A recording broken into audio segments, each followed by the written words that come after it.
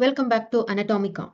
In the previous session, we discussed clinical anatomy. In this session, let us summarize the whole of bone completely. We will go through only heading and subheadings of bone in summary.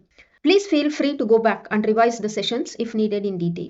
The headings under which we have discussed bone are functions, cross structure, classification, terms used to describe bony features, parts of young growing bone, blood supply of long bone, microstructure, fracture and healing, development of long bone, loss of ossification, and clinical anatomy.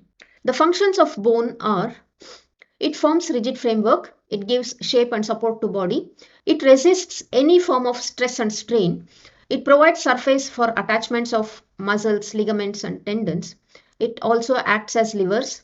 It protects important organs of the body like brain, heart, lungs, etc. It manufactures blood from the bone marrow. It is a storehouse of calcium and phosphorus. It takes part in immune activity and it also affects resonance of voice. Now coming to the gross structure, the gross structure or macroscopic structure of bone includes three parts from outside inwards: outer compact bone, inner spongy bone, and medullary cavity. The classification of bone is based on position or region, shape, gross structure, microscopic structure, location, and development. Based on position or region, the bone is subclassified into axial and appendicular. The axial bones are the bones which are present in head and neck and trunk, like skull bones, sternum, ribs, vertebrae, and appendicular skeleton are the bones which are attached to trunk, like bones of upper limb and lower limb. Now, based on shape, it is subclassified into long bones, short bones, flat bones, irregular bones, pneumatic bones, sesamoid bones, and accessory bones. Now, gross structure or macroscopic structure, it is subclassified into compact and spongy bone. Based on microscopic structure or physical features, it is classified into lamellar bone, which is compact and spongy, and the woven bone, which is immature bone. Now, depending on the location of the bones in the body, it is subclassified in: the exoskeleton protects the vital organs of the body, like the skull vault, which protects the brain, thoracic cavity protecting the heart and lungs, pelvis protecting the reproductive organs. All this forms the exoskeleton, which is just beneath the skin. Endoskeleton or the bone is present. Based on development, it is separated into membranous bones, cartilaginous, membranocartilaginous, somatic, and visceral bones.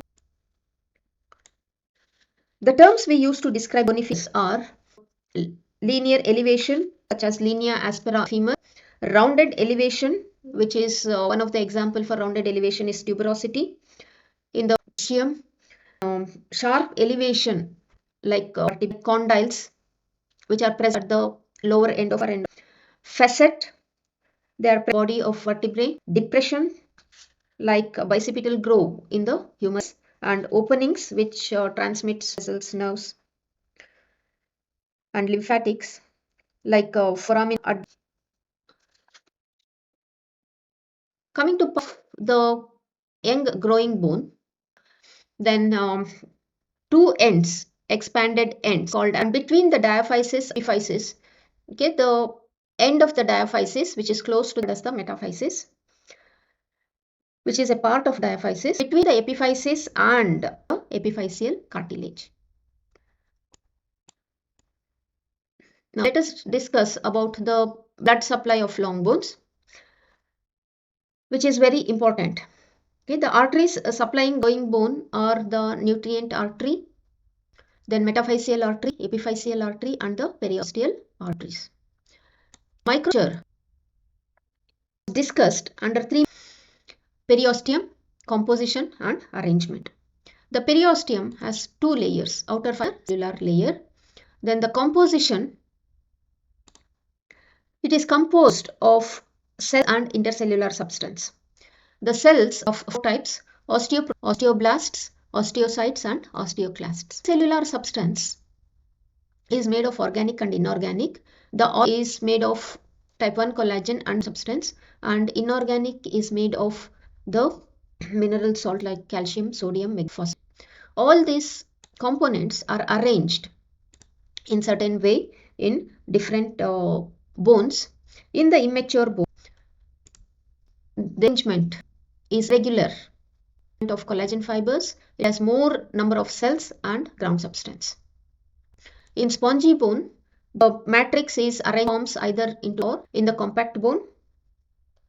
There is regular arrangement of components, which is discussed under the transverse section and longitudinal section, because the structural arrangement is transverse section and longitudinal section. In transverse section, the parts identified are the canal in the center and surrounded by the lamella thin or of 4 types. The outer circumferential, inner circumferential, concentric and interstitial lamellae. Different. So the part identified under is the Haversian canal, which is around the lamellae, which is arranged parallel to the. Then Oakman's canal, which connects the adjacent Haversian canals and also connects the Haversian canal to endosteum and the periosteum. Types of fracture, patterns of fracture, factors affecting healing. Fractures included non-displaced fractures, open type and closed type fractures, logic fractures. We discussed fracture, oblique, spiral, transverse, comminuted, avulsion, linear and buccal. Under the healing, so finally factors affecting healing is subclassified into local factors and the systemic factors. The local factors which help in healing depend on injury, type of injury. Then there are factors which are independent of injuries, then dependent on treatment and associated with complications. The systemic factors helping depends on advanced anemia, endocrine factors, steroid administration, malnutrition and smoking.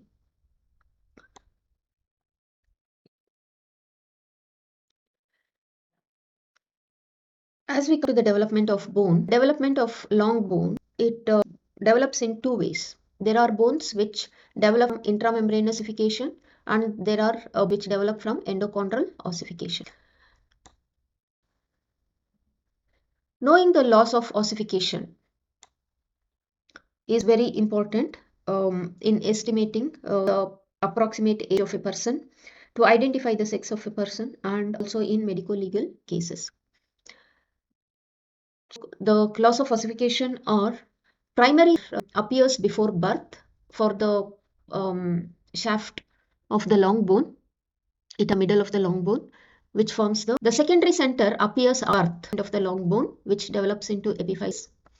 Then each end centers can be multiple in number, and for multiple secondary centers at the end, they fuse first before joining with diaphysis.